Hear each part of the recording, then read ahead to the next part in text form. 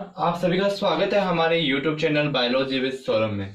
तो कल हमने जानने का कोशिश की टेक्सोनॉमी का जो दूसरा स्तंभ था नॉमेनक्लेचर उसको। आज हम टेक्सोनॉमी का जो तीसरा चरण है क्लासिफिकेशन, उसको समझने से पहले या उसको पढ़ने से पहले हमें टेक्सोनॉमिक कैटेगरीज को जानना जरूरी है। बिकॉज क्लासिफिकेशन जो है वो हम ये कह सकते हैं कि इन टेक्सोनॉमिक कैटेगरीज पर ही आधारित है। टेक्सोनॉमी कैटेगरी जो है वो एक ऐसा मीडियम बोल सकते हैं, एक ऐसा माध्यम है जिसकी सहायता से हम किसी भी जंतु का या किसी भी जीव का क्या करते हैं, वर्गीकरण करते हैं। मतलब पादप का भी इसकी सहायता से हम वर्गीकरण करते हैं और जंतुओं का भी वर्गीकरण कहते हैं। यानी हम यह कह सकते हैं कि इस टेक्सोनॉमी की सहायता से हम क्या करते हैं, जीवों का वर्गीकरण, जीवों के वर्गीकरण में सहायक होती है।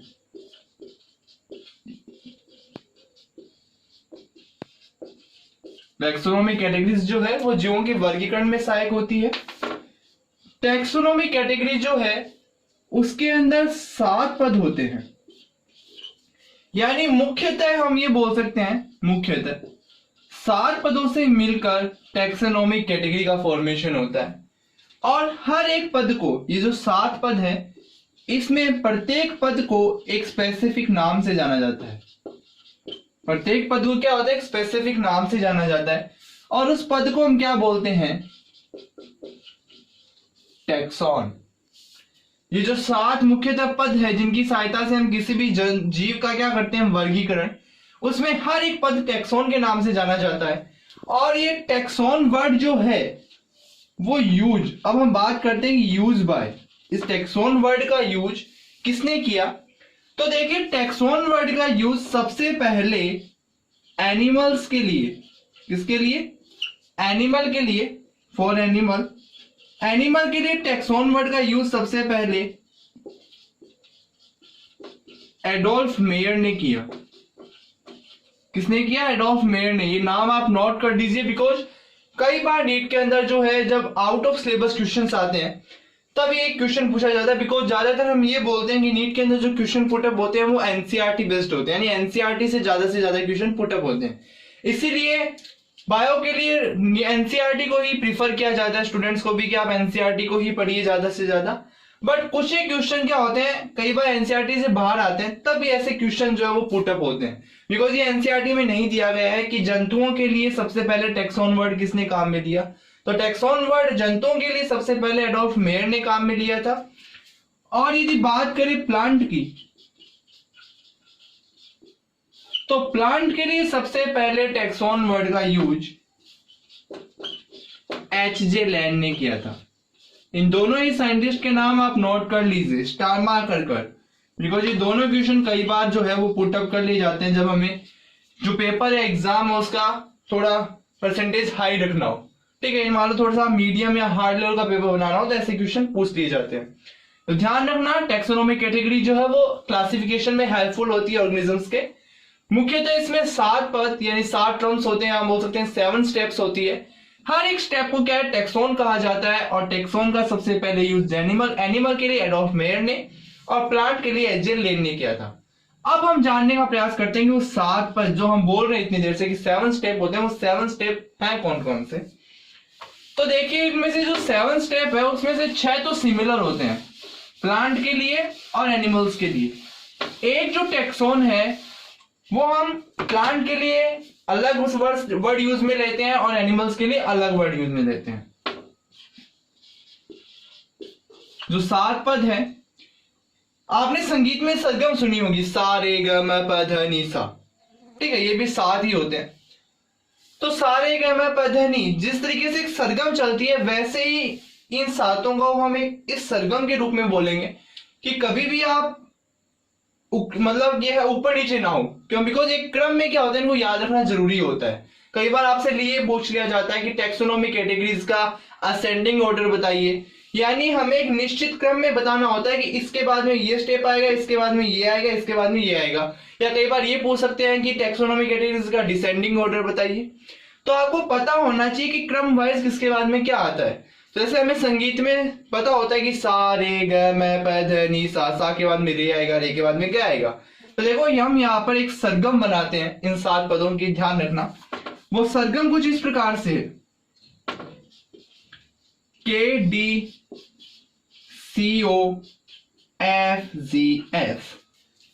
देखो मैंने यहाँ पे डी के अंदर ऑब्लिक लगाया फिर पी लिखा है, तो ये सर्कल कुछ इस प्रकार से है, KDCOFGS या KPCOFGS। तो मैंने अभी थोड़ी देर पहले एक बात कही थी कि जो 7 पद है इसमें से 6 तो सिमिलर होते हैं प्लांट के लिए भी और एनिमल के लिए भी, बट एक जो टैक्सोन है वो प्लांट के लिए हम अलग वर्ड यूज में लेते हैं और एनिमल्स के लिए हम अलग वर्ड यूज में लेते हैं। तो देखिए यदि ऑर्गेनिज्म प्लांट है तो हम क्या यूज में लेंगे, डी। ये देखो मैं सिंबल बना रहा हूं यहां पर, प्लांट है तो क्या यूज में लेंगे, डी। और डी का मतलब क्या होता है, डिवीजन, यानी सेकंड टैक्सोन को हम डिवीजन बोलते हैं डिसेंडिंग ऑर्डर में बात करें तो, बिकॉज ये सबसे ऊपर ही ऊपर होता है, ये सबसे छोटा ही छोटा होता है। This is a descending order, और असेंडिंग ऑर्डर है स्पीसीज से किंगडम की ओर, ठीक है। और यदि हम एनिमल्स की बात करें, सपोज दैट ये कोई एनिमल्स है, ठीक है, कोई कीट है ये, एनिमल्स की बात करें तो वर्ड यूज में होगा पी। यहाँ पे पी का मतलब होता है, देखिए मैं लिख देता हूं, के का मतलब है किंगडम, किंगडम के बाद में आता है प्लांट है तो डिवीजन आएगा, एनिमल है तो फाइलम वर्ड यूज में होता है। डिवीजन एंड फाइलम के बाद में क्लास आती है, क्लास के बाद में ऑर्डर आता है, ऑर्डर के बाद में फैमिली आती है, और फैमिली के बाद में जीनस आता है, और जीनस के बाद में जो सबसे नीचे नीचे हम ये बोल सकते हैं कि टैक्सोनॉमिक कैटेगरीज में जो सबसे छोटी है, क्लासिफिकेशन या वर्गीकरण की जो सूक्ष्मतम इकाई होती है, स्मॉलेस्ट यूनिट, वो यही होती है, स्पीसीज। सबसे नीचे नीचे कौन आता है, स्पीसीज आती है या जाति। इसे हिंदी में बोलते हैं जगत, इसे बोलते हैं भाग, और इसे बोलते हैं संघ। फाइलम का मतलब होता है संघ, डिवीजन का मतलब होता है भाग। क्लास जो है उसका मतलब होता है वर्ग, ऑर्डर का मतलब होता है गण, फैमिली का मतलब होता है कुल, जीनस का मतलब वंश, और स्पीसीज का मतलब जाति। तो ये देखिए एरो का निशान नीचे की तरफ है, यानी ये जो मैंने क्रम लिखा है इन 7 पदों का, और इनको क्या बोलते हैं, ये जो मैंने लिखा है इसे बोलते हैं वर्गीकी पदानुक्रम। क्या बोलते हैं, वर्गीकी पदानुक्रम। तो आपसे ये क्वेश्चन आ सकता है कि वर्गीकी पदानुक्रम का निम्नलिखित में से कौन सा सही असेंडिंग ऑर्डर है। असेंडिंग ऑर्डर पूछे तो ये एरो का निशान जब ऊपर हो जाएगा। असेंडिंग का मतलब क्या होता है, आरोही, और आरोही आपको पता है हम छोटे से बड़े की ओर जाते हैं, स्पीसीज सबसे छोटी होती है, तो असेंडिंग ऑर्डर में एरो ऊपर हो जाएगा। और ये जो इधर लिखा हुआ है ये कौन सा है, डिसेंडिंग ऑर्डर। देखो हमने सबसे पहले किंगडम, यानी किंगडम से हम डिवीजन की ओर आ रहे हैं, यानी बड़े से छोटे की ओर आ रहे हैं, तो ये डिसेंडिंग ऑर्डर में लिखा गया है। अब इन 7 पदों की यदि मैं बात करूं तो देखो सबसे पहले यहां पर वर्ड आया स्पीसीज, इसको हम थोड़ा डिटेल में पढ़ेंगे बिकॉज इससे कई बार क्वेश्चन पुटअप किए जाते हैं। तो देखो यदि मैं स्पीसीज की बात करूं, स्पीसीज शब्द जो है वो किसने दिया था, जॉन रे ने। जॉन रे ने स्पीसीज शब्द दिया, और सबसे पहले स्पीसीज या जाति को परिभाषित भी किसने किया, जॉन रे ने ही किया। जॉन रे ने क्या कहा, smallest unit of classification. John रे ने सबसे पहले स्पीसीज शब्द दिया, और जॉन रे ने स्पीसीज की जो परिभाषा दी थी वो इसने यह दी कि वर्गीकरण की जो सबसे छोटी इकाई है, स्मॉलेस्ट यूनिट ऑफ क्लासिफिकेशन, वो ही क्या है, जाति है। बट बायोलॉजिकल यदि हम कॉन्सेप्टली बात करें तो ये परिभाषा सही नहीं है। हम ये नहीं कह सकते कि बस स्मॉलेस्ट यूनिट ही जो है वो स्पीसीज है, कि क्लासिफिकेशन की जो सबसे स्मॉलेस्ट यूनिट है हमने उसे स्पीसीज कह दिया, नहीं। बायोलॉजिकली यदि हम बात करेंगे एकदम कॉन्सेप्ट वाइज, यदि किसी ने जो स्पीसीज की परिभाषा दी तो फिर एक दूसरे साइंटिस्ट आए, उन साइंटिस्ट का नाम था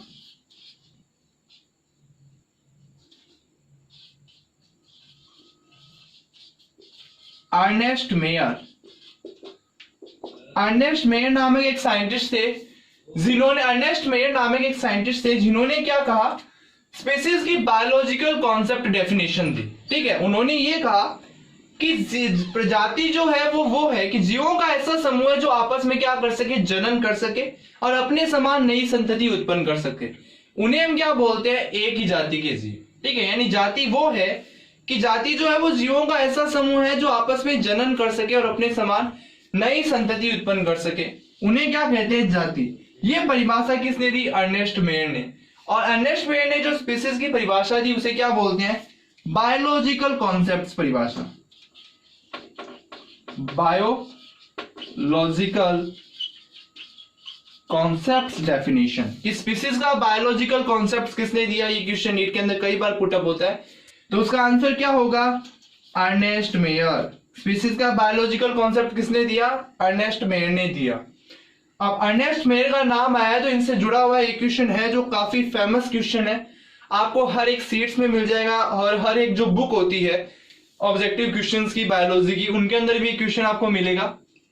और नीट का जो एग्जाम है, नीट एंड जिपमर और आरपीवीटी, बीएमएस, बीबीपीएस, इनका जो अलग अलग एग्जाम होता है वेटनरी का भी, उन सब के अंदर आपको ये क्वेश्चन मिलेगा। और क्वेश्चन ये आता है कि अर्नेस्ट मेयर को किस नाम से जाना जाता है, या कई बार ये क्वेश्चन पूछा जाता है कि जिस नाम से इनको जाना जाता है वो नाम लिखा होगा और इस नाम से किसको जाना जाता है। तो देखो, अर्नेस्ट मेयर जो है उन्हें एक उपाधि दी गई है, वो उपाधि क्या है, ये जो अर्नेस्ट मेयर है, अर्नेस्ट मेयर को 20वीं शताब्दी का क्या कहते हैं, डार्विन। नोट कर लीजिए, कई बार क्वेश्चन पुटअप होता है, very important question, 5 star question है ये मान लीजिए कि कौन सा स्टार है, 5 स्टार क्वेश्चन, कि 20वीं शताब्दी का डार्विन किसे कहा जाता है। बिकॉज जो चार्ल्स डार्विन थे, बहुत बड़े बायोलॉजिस्ट है, हम ये कह सकते हैं कि बायोलॉजी के वो कोहिनूर थे। ठीक है, तो इन्हें उस कोहिनूर की उपाधि से नवाजा गया। अर्नेस्ट मेयर को क्या कहा गया, 20वीं शताब्दी का डार्विन कहा गया, बिकॉज इनसे पहले हो गए थे चार्ल्स डार्विन तो विख्यात, लेकिन 20वीं शताब्दी का डार्विन किसे कहा गया, अर्नेस्ट मेयर को। ये चीज आप ध्यान रखना। अब बात करते हैं इन सातों की। इसमें देखो मैंने स्पीसीज बता दी, इसकी परिभाषा बता दी, शब्द किसने दिया, जॉन डे ने, सबसे पहले परिभाषित भी उसी ने कहा, लेकिन सही तरीके से परिभाषित किसने किया, अर्नेस्ट मेयर ने, जिसे बायोलॉजिकल कॉन्सेप्ट्स ऑफ स्पीसीज बोलते हैं। अब देखो बात करते हैं जीनस की। स्पीसीज मैंने बता दिया कि इसमें अब स्पीसीज में कौन आएगा, प्रजाति के अंदर जीवों का ऐसा समूह आएगा जो आपस में जन्म कर सके और अपने समान संतति उत्पन्न कर सके, वो स्पीसीज हो गई। अब बात करते हैं जीनस की। तो देखना, जीनस जो है हम ये बोल सकते हैं समान लक्षणों वाली जाति का जो समूह है। क्या बोला मैंने, समान लक्षणों वाली जाति का समूह है, क्या कहलाता है, जीनस कहलाता है, या वंश। यानी एक जैसे लक्षण दिखाने वाली जातियों को हम किस में रख देते हैं, एक ही वंश में रख देते हैं। एग्जाम्पल, शेर, चीता और बाघ, ये तीनों जो है, शेर, चीता और बाघ, इन तीनों का वंश एक ही होता है बट जातियां अलग अलग है। अब इन तीनों ही जातियों ने क्या कहा, समान लक्षण दिखाए, यानी कुछ स्तर पर इन तीनों ही जातियों ने क्या दिखाई, समानता दिखाई, तो इन तीनों ही जातियों को एक ही वंश में रख दिया। देखो, शेर का वैज्ञानिक नाम क्या होता है, पैंथरा लियो, पैंथरा लियो। कल हमने नामकरण पढ़ा था, तो इसमें वंश कौन सा है, पैंथरा, बिकॉज पहला पद वंश होता है, दूसरा पद जाति। तो शेर का वंश हो गया पैंथरा, जाति हो गई लियो। चीते का वैज्ञानिक नाम क्या होता है, पैंथरा पार्डस। देख लीजिए, इसका भी वंश पैंथरा ही है, बस जाति अलग होगी, क्या, पार्डस। बाघ का वैज्ञानिक नाम क्या होता है, पैंथरा टिग्रिस, जिसमें पैंथरा वंश जो है वो समान है, जाति जो है वो क्या हो गई, डिफरेंस। तो इन तीनों का ही जो वंश है वो क्या होता है, समान, और उस वंश को हम क्या बोलते हैं, पैंथरा वंश। क्या होता है, पैंथरा वंश। तो ये तीनों ही जातियों ने समानता दिखाई, तो इनको एक ही वंश में रख दिया, ये होता है वंश। दूसरा, अब वंश के बाद में क्या आ रही है, फैमिली। तो देखो, जिस तरीके से हमने समान लक्षण दिखाने वाली जातियों को जीनस में रखा, उसी प्रकार समान लक्षण दिखाने वाले वंशों का समूह किस में आएगा, एक ही कुल में आएगा। जो आपस में समान लक्षण दिखा रहे हैं उन सभी को हम क्या रख देते हैं, इस एक ही कुल में रख देते हैं, यानी एक ही फैमिली में रखा जाता है समान लक्षण दिखाने वाले वंशों को। एग्जाम्पल के लिए शेर, चीता और बाघ जो है इनको बिल्ली के साथ फैलेडी, बिल्ली के साथ फैलेडी फैमिली में रखा जाता है। जो बिल्ली है उसकी फैमिली क्या होती है, फैलेडी होती है, और शेर, चीता, बाघ की भी फैमिली क्या होती है, फैलेडी। बट बिल्ली का जीनस अलग होता है और इन तीनों का जीनस अलग होता है। बट ये क्या होता है, कुछ स्तर के ऊपर बिल्ली के साथ समानता दिखाते हैं, या हम ये बोल सकते हैं बिल्ली इनके साथ समानता दिखाती है। तो इन चारों को क्या हो गया, एक साथ इस एक ही कुल में रख दिया, कौन से में, फैलेडी में। अब आगे बात करें, जैसे समान जाति वालों को जीनस में रखा, समान जीनस वालों को फैमिली में रखा, तो अब क्या बोलेंगे, समान लक्षण दिखाने वाली फैमिली को हम किस में रख देंगे, एक ही ऑर्डर में रख देंगे। एग्जाम्पल के लिए कार्निवोरा, कार्निवोरा गण में कुत्ते के साथ बिल्ली को भी रखा जाता है, शेर को भी रखा जाता है, चीते को भी रखा जाता है और बाघ को भी रखा जाता है। क्यों, बिकॉज ये सभी एक ही लक्षण दिखाते हैं, कार्निवोर्स है। कार्निवोर्स का मतलब कि इनके जो कैनाइन दांत है, हमारे जो आप जबड़े हमारे मुंह के अंदर हम देखते हैं ना कि कुछ दांत बहुत नुकीले होते हैं, जो आगे वाले दांत है फ्रंट दांत, उनके जो साइड वाले दांत है वो थोड़े नुकीले होते हैं।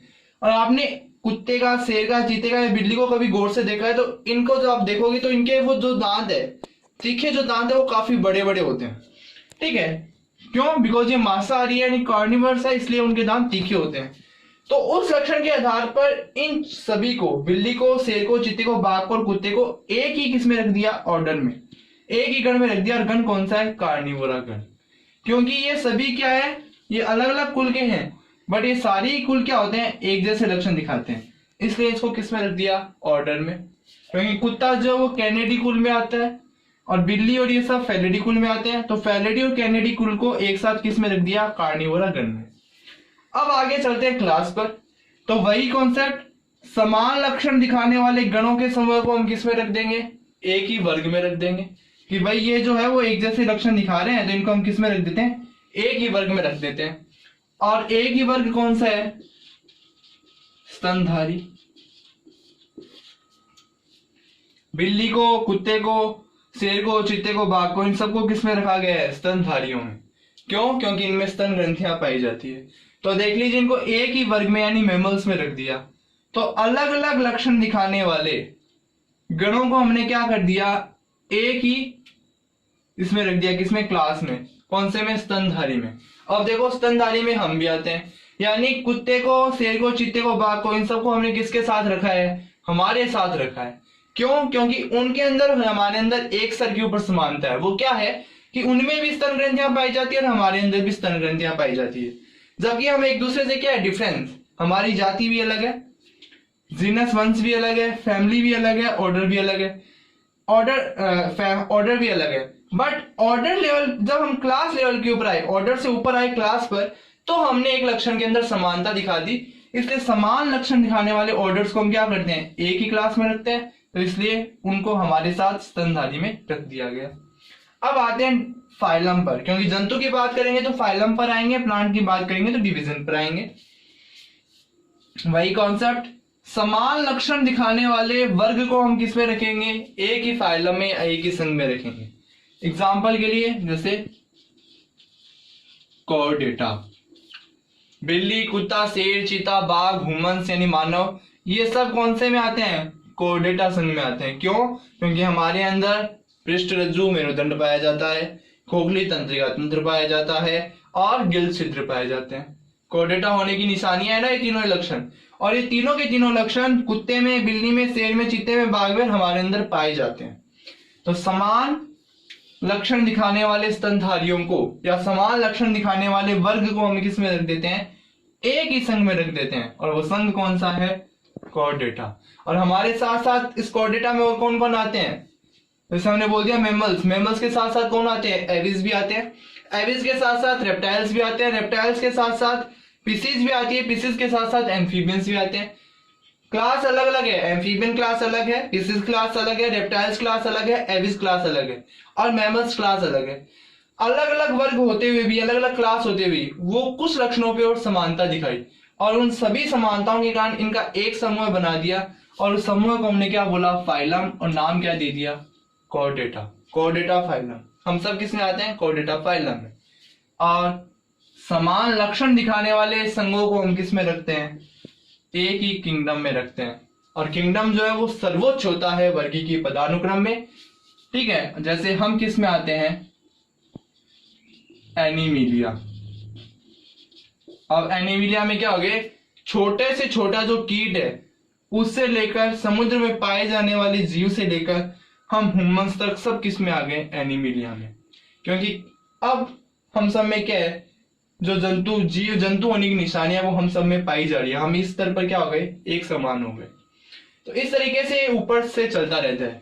स्पीसीज सबसे छोटी है, समान स्पीसीज को जीनस में रखेंगे, समान जीनस को फैमिली में, समान फैमिलीज को ऑर्डर में, समान ऑर्डर्स को क्लास में, समान जो क्लास है लक्षण दिखाने में उनको फाइलम में, यदि जंतु की बात कर रहे हैं तो, और प्लांट की बात कर रहे हैं तो डिवीजन में। और समान लक्षण दिखाने वाले फाइलम या डिवीजन को किस में रख देते हैं, एक किंगडम में। ठीक है, जैसे कि यदि एनिमल है, जंतु है तो एनिमिलिया किंगडम में रख देंगे, प्लांट है तो प्लांटी किंगडम में रख देंगे।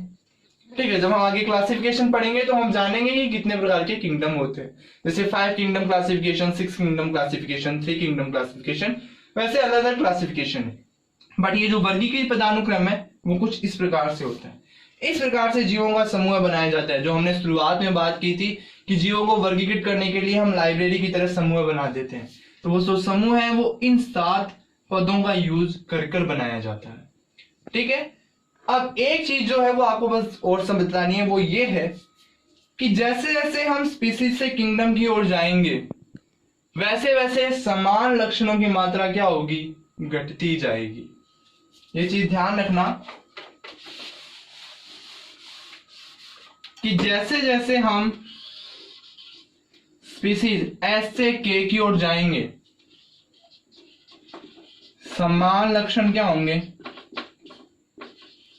कमी।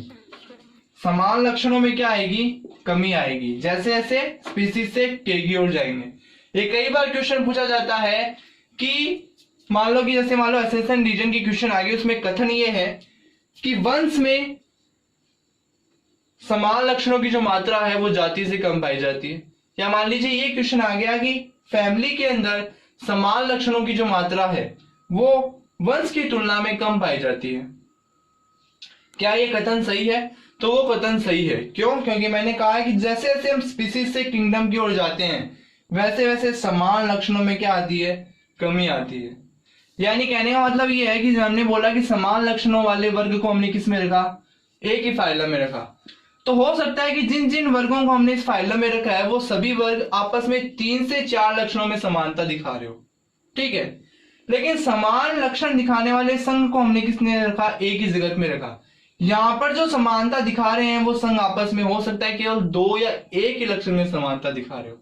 यानी समान लक्षण दिखाने में क्या हो गई, कमी आ गई। जैसे जैसे ऊपर जा रहे हैं वैसे वैसे समान लक्षणों में कमी आ रही है। तो ये चीज ध्यान रखना, स्पीसीज में सबसे ज्यादा समान लक्षण होंगे, किंगडम तक जाते जाते समान लक्षण क्या होते जाएंगे, कम होते जाएंगे जीवों के। यानी जीवों में विभिन्नता जो है वो किंगडम की ओर जाने पर बढ़ती जाती है और स्पीसीज की ओर आने पर जीवों के अंदर समानताएं बढ़ती जाती है। तो आप आशा करता हूं कि आपको आज का हमारा जो टॉपिक है टेक्सोनॉमी कैटेगरीज वो समझ में आया होगा। और यदि आपको ये टॉपिक समझ में आ गया है तो क्लासिफिकेशन जो आपके अंगुलियों पे होगा। और अब हमारा जो नेक्स्ट टॉपिक है वो यही है, क्लासिफिकेशंस को हम पढ़ेंगे हमारे नेक्स्ट लेक्चर में। तो ये एक बार आप फिर से टेक्सोनॉमी कैटेगरीज को पढ़ना, और यदि आपको इसमें कोई डाउट हो तो आप कमेंट बॉक्स में कमेंट करके हमें बता सकते हैं, मैं आपके हर एक डाउट क्लियर करूंगा। और यदि आपने हमारे चैनल को अभी तक सब्सक्राइब नहीं किया तो प्लीज पहले हमारे चैनल को सब्सक्राइब कर लीजिए। और यदि आपको मेरा वीडियो पसंद आए तो लाइक कीजिए, शेयर कीजिए और ज्यादा से ज्यादा अपने दोस्तों तक हमारे इस चैनल का जो वीडियो है उसके लिंक को पहुंचाइए ताकि सभी का फायदा, और कमेंट कर जरूर बताएं कि आपको हमारा आज का ये वीडियो कैसा लगा। धन्यवाद।